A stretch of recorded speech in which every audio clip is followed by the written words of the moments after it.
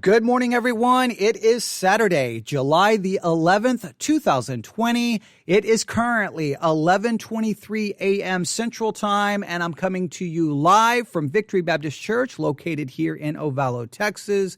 And I am live on the air to bring you a very important update on a story that I reported on yesterday.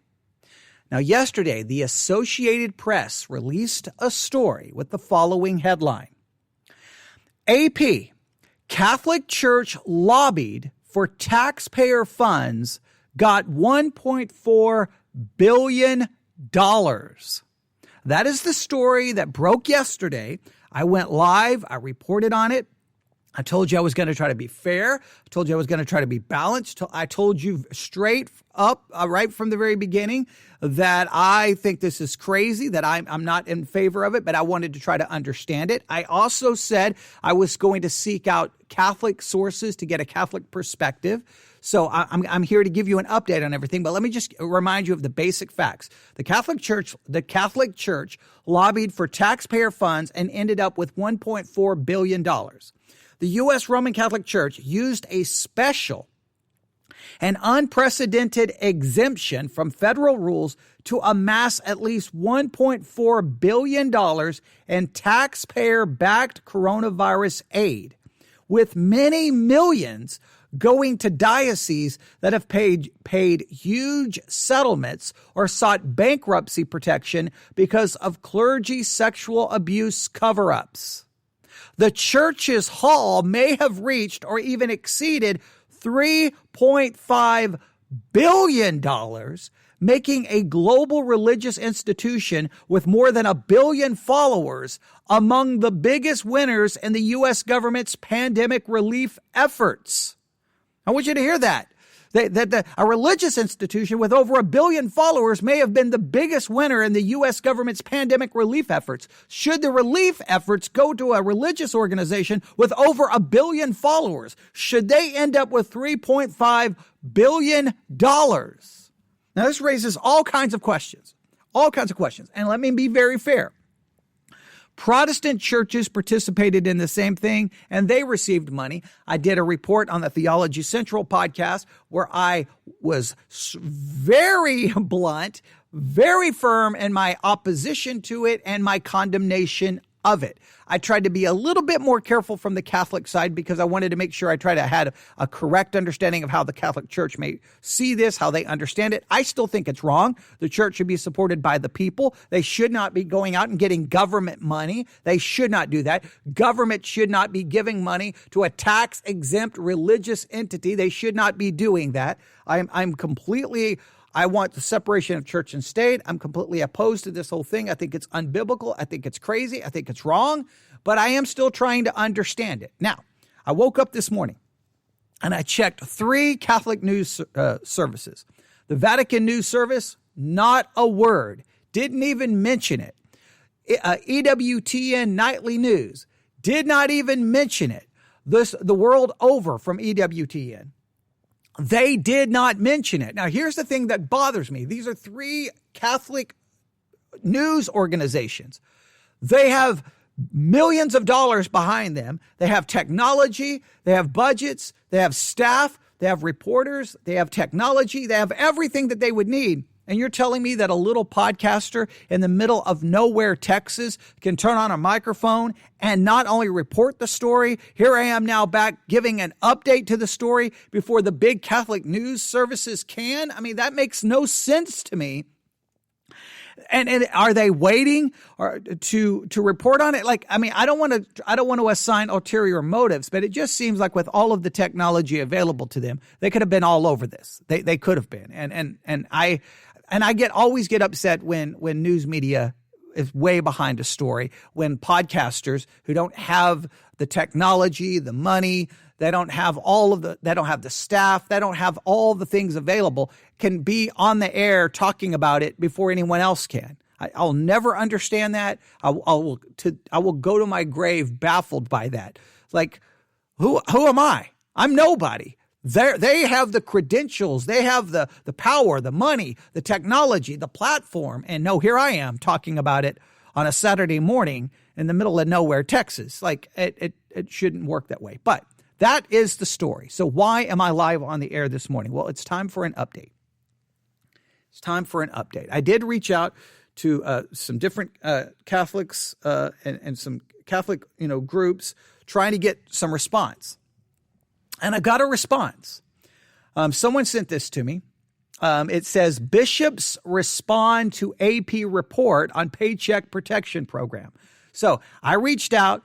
They sent to me a link to a bishop's response to the AP, and that's the Associated Press. So this is a bishop's response to the AP report on Paycheck Protection Program. I am very interested to hear this. I just literally received this a few minutes ago. Like, I haven't even worked my way through it yet. So I'm going to be reading it in real time. I got it. I'm like, okay, turn the microphone on, go live. Go. In fact, I was live on the air doing a different program when I got the message. And I was like, okay, let's stop everything. Once that live broadcast is over, let's go live and let's try to get this to, out there to everyone. And then everyone can draw their own, draw their own conclusions. Here's what it says. This item from the Associated Press got a lot of attention yesterday, and late last night, the USCCB issued a statement in response. All right, so let me do a couple of things here because I don't want to give you wrong information. So I'm going to grab this. I'm going to do a search. Give me 1 second. I know this is all happening live on the air, but that's okay. The USCCB is the United States Conference of Catholic Bishops. The USCCB is the United States Conference of Catholic Bishops. All right, let me read that again to you. The USCCB is the United States Conference of Catholic Bishops. For the Catholic listeners, I know you probably already knew that, but for us, ignorant Protestants, you got to give me a second. Okay, so this item from the Associated Press, that's the story I reported on yesterday, got a lot of attention yesterday, and late last night, the United States Conference of Catholic Bishops issued a statement in response, and here is the statement. So I guess it's not one bishop, it's maybe it's one bishop, maybe it's the bishops as a united front giving this statement, but here is what they're going to say. I am very interested in hearing this. Following the publication of a national news story on Catholic churches receiving loans through the Paycheck Protection Program, Archbishop Paul S. Coakley of Oklahoma City, chairman of the U.S. Conference of Catholic Bishops, USCCB, Committee on Domestic Justice and Human Development, issued the following statement in response. So the Archbishop Paul S. Coakley, who is he? He's the chairman of the U.S. Conference of Catholic Bishops. He issued the following statement. All right, so here we go. The Catholic Church is the largest non-governmental supplier of social services in the United States. Right, it is non-governmental. I would agree.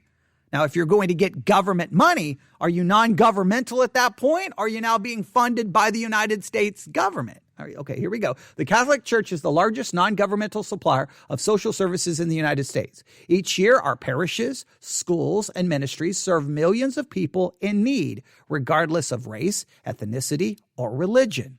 The novel coronavirus only intensified the needs of the people we serve and the demand for our ministries. The loans we applied for enabled our essential ministries to continue to function in a time of national emergency. Now, let me stop right here. So that means the report was true. So here's what they did. The non-governmental church applied to the government for money so that they could carry out ministry. Now, why in the world would a ministry rely on government funds to carry out their ministry? You have 1 billion Catholics. Shouldn't the Catholics be the one funding the ministries, not the United States government? See, even the statement is I'm doing this. Look, I know Catholics are going to get mad because I'm being harsh and they're going to be saying I'm anti-Catholic. No. I am anti any church doing this. Protestant, Catholic, I don't care what it is. This is not the way I believe strongly in the separation of church and state. Strongly believe in that. So clearly the report is true. But their justification is they say, look, we do all these wonderful things. We're in the middle of a pandemic, so we got to get money to do them. So we're going to turn to the government to get money. We're going to turn to the government to do it. In addition, shutdown orders and economic fallout associated with virus have affected everyone, including the thousands of Catholic ministries, churches, schools, healthcare, and social services that employ about 1 million people in the United States. These loans have been an essential lifeline to keep hundreds of thousands of employees on payroll, ensuring families maintain their health insurance and enable lay workers to continue serving their brothers and sisters during the crisis. Right, but you're treating it like it's a business. These people are employed in a ministry, not a business. And then you turn to a program that was designed to support businesses, and then you're giving them money. So are you referring to these organizations as ministries or as businesses?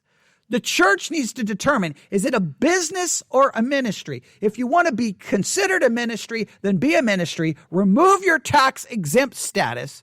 Pay taxes as a business. Follow the rules of a business. See, here's the thing. Catholic Church loves to do this. Wait a minute, we're a ministry, so we don't have to follow certain rules about who we can employ or who we can fire, right? We're a church, right? We're a ministry. We can be able to fire someone who does this. We can hold people to a moral standard, or we are not going to give contraceptives out because we're a ministry. You can't bring your governmental regulations upon us because we're not a business, we're a ministry. Oh, wait. We're facing a financial crisis. Hey, let's get the money that's supposed to go to businesses because we employ all of these people. Well, are you a business or are you a church? Are you a business or are you a ministry? Make up your mind. You can't, well, on this side, we're a ministry. So take your governmental rules somewhere else. We're not going to follow them. Oh man. We're in the middle of a financial crisis. We're having all kinds of problems. Now, part of our financial crisis is because we're paying out millions upon millions upon millions of dollars for sexual abuse scandal. Okay, but that's irrelevant. Oh, wait, the government's handing out money? Let's get some of that. But hey, government, keep your regulations away from us. But hey, we need the money that goes to small businesses. Does not someone see the utter contradiction and hypocrisy in all of this? This is starting to irritate me greatly. All right. So, hey, we employ all these people, 1 million people. These loans have been essential lifeline to keep hundreds of thousands of employees on payroll, ensuring families maintain their health insurance and enable lay workers to continue serving their brothers and sisters during the crisis. Right. So basically, hey, we're a business. We have 1 million people in the United States. We employ 1 million people. We're a business. So the Paycheck Protection Program was designed to protect the jobs of Americans from all walks of life, regardless of whether they work for profit or nonprofit employers, faith-based or secular. Well, okay, let me make it very clear. It may not be illegal to get the money, but I think it's complete hypocrisy to get the money because you want to stand against the governmental regulations. You don't want to be considered a business, but now you want the money that's supposed to go to businesses. Despite all of this, more than 100 Catholic schools have announced that they plan to close, with hundreds more facing an uncertain future. Businesses, hospitals, schools, and churches all across the country are facing many of the exact same problems. Yes, they are. But please note, a business, a hospital, and a school is different than a church. And if your church has a ministry which involves a school, then it should be supported by the church, not by the federal government. We will continue advocating for everyone negatively affected by this terrible pandemic, praying for all the sick, for all who have died, and are in mourning, and especially the poor and vulnerable in this great time of need. Now now we got to throw in the words that make us sound like a church. We don't want to come across like we're a business. Examples of Examples of the U.S. CCB's advocacy on COVID relief, which encompass the needs of all the poor and vulnerable, may be found here. So here's some of the things. Here's all the good that we've done. So hey, look at all the good we've done. Okay, don't worry. Don't ask any tough questions. The American Magazine added this. On social media, James Martin S.J., America's editor-at-large, noted that the Associated Press assessment suggested a misunderstanding of how the church in the United States actually operates. Commenting on Twitter, he called the report highly misleading. All right, now, the bishop didn't say it was misleading, but now someone else comes along and says it was misleading. This is what they say. The Catholic Church didn't cash in, to quote one of the subheads in this report. He said, there are hundreds of individual Catholic dioceses, parishes, schools, and social service agencies that care for the poor, which applied for funds often for employees whose low-paying jobs were in jeopardy like other Americans. Okay, all right, maybe so, but you're still a ministry. You're not a job. You're not a business. So which do you want to be? Here we go. No Sunday masses means no weekly collections. Oh, here we go. All right. Let's go back to the paragraph above this. Other churches, nonprofits, and charitable organizations applied for funds as well. Well, yeah, that doesn't make it right. Okay. Father Martin said, yes, most Catholic dioceses have rightly paid out millions to the victims of the crimes of sex abuse, which is one reason why individual parishes, schools, and social service agencies were even harder hit during the pandemic. Now, I want you to hear that. Hey, it's true. We paid out millions, and because we paid out millions, man, we were harder hit by the pandemic. We were harder hit. You were harder hit because of sex abuse, so now taxpayers should help cover where you were in a deficit because of your sex abuse scandal? It would be like a business. Think about it this way. Here's let's say Amazon. And let's say Amazon executives had been sexually abusing children for 15 years. And large mass numbers, right? Just abusing children. And so Amazon, because their executives were doing this and they covered it up, had to pay out to the victims millions upon millions upon millions of dollars. And then the next thing you know, Amazon is looking for taxpayers to help support them because they lost so much money paying out to sexual abuse victims. Nobody would tolerate that for a second. Now, I know there's been some situations where banks and businesses are bailed out, and sometimes I'm even suspect of even doing that. But I mean, like, they're acknowledging, hey, we had to pay out all this money, so we were hurt. So we needed money. We needed money from the government, even though we are not a business, even though that was for businesses. Hey, we need money. Man. And then, of course, here comes the line that I knew was going to come. No Sunday masses means no weekly collections, and already poor dioceses and parishes that themselves care for the indigent as part of their ministry. Hey, we can't take any collections. We can't take any collections. Yeah, you got 1 billion members, and your members can't find a way to get money to your church. You've got 1 billion people. I've got a congregation of a very small number in the middle of nowhere, and my people have still been giving. I didn't even know they were still giving. They're still giving. Now, if my people can figure out in the middle of nowhere, Texas, your parishes that have hundreds and hundreds of people can't figure out how to give. He said, but the idea that the Catholic Church is now cashing in is false. Should a teacher in a Catholic school in the inner city or an employee at a social service agency run by the church, people who had nothing to do with the abuse crisis, not receiving aid during the pandemic? Well, wait a minute. They should receive aid from the church. It's the church's ministry. So guess who's responsible for it? The church, not the American taxpayer. They're not responsible for your ministry. And guess what? If the government's going to help fund your ministry, then can't the government put restrictions on your ministry of what you can preach, of what you can do, of who you can hire? If the government's going to bail your schools out, then can't they say you have to hire a lesbian teacher? Can't they tell you that your agencies have to, for your health insurance, provide contraceptives? If you're going to take the government's money, don't you have to take the government's regulations? They say, which employees should these parishes, schools, and social services agencies have laid off rather than accepting these government funds? Maybe you shouldn't have laid off anyone. The Catholic Church is worth, how much is the Catholic Church? Let me look here. Let me do here. All right, let's do a search. How much is the Catholic Church worth? The Catholic Church national wealth is estimated to be $30 billion.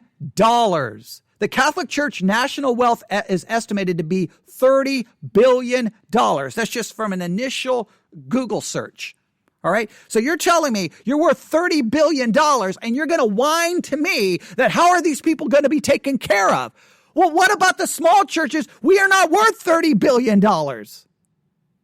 Every small church then the government should come in and give us all the money to support everything. Hey, everyone at Victory Baptist Church, just stop giving money because we're going to rely on the government to get us through the pandemic.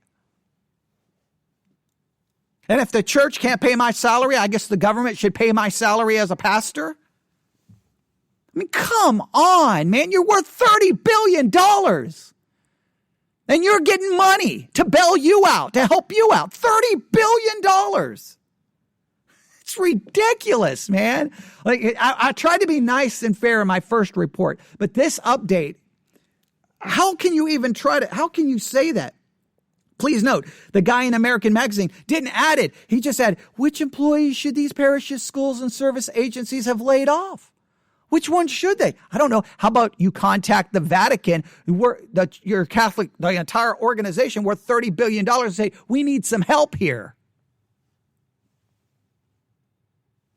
When the crisis first hit back in March, I spoke to two pastors who were seriously worried their parishes would be forced to close because collections would be drying up. Thankfully, that didn't happen, and a large part because of the Paycheck protection program. Hey, we thought our parish was going to have to close up because, they would be forced to close because collections would be drying up. Well, if your people don't want to give, then your church shouldn't exist. If the people don't want to support it, it's not the government's job to keep your church open. It's the members of your parish. And if they can't or don't want to, then guess what? It closes down. If the building is paid for, then all you need is get rid of, I don't know what you do. Find a way to budget, but it shouldn't be the federal government's job to keep your church open. This is crazy. This is crazy. Bottom line, thousands of parish employees and people who work for the church in one way or another are still able to pay their bills, feed their families because of this program. Countless food banks, charities, and social service agencies of the Catholic Church are functioning because of this relief. The impact is immeasurable. Yeah, it's immeasurable, all right. It's immeasurably messed up is what it is. Whew, wow. And I just got another response right while I was on the air. Let me go to this and see what else I'm going to find here. This is just, man. Here we go. I got another response. This is what another Catholic has told me.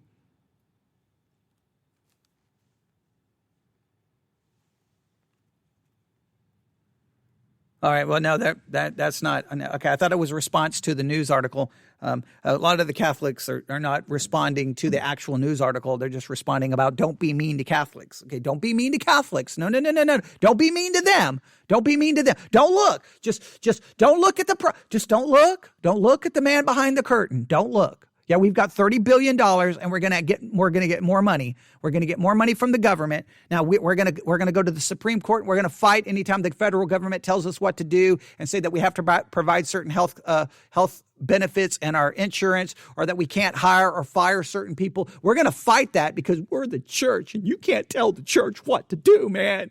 We're a church. Oh, wait, we're in the middle of a pandemic and we're losing money. Okay, wait, no. Give us money, federal government. Give us money. We don't want your regulations, but give us your money. Give us your money. What a stinking joke. What a joke. It's just a joke. It's a complete joke. And let me make very clear. This is true of Protestant, all the churches involved in this. It's an embarrassment and it's a joke. This demonstrates how lack of spirituality there in the churches. And man, you're telling me your parishes can't figure out how to get people to give? You can't figure out how to pull that off. You can't. No way. Just it's impossible in 2020. I can't think there's just no way to give money in 2020 without having a church meeting. There's just no, I can't think of any way. Can you think of any way? I can't think of any way. There's just no way. No way to pull it off. No way. Can't do it.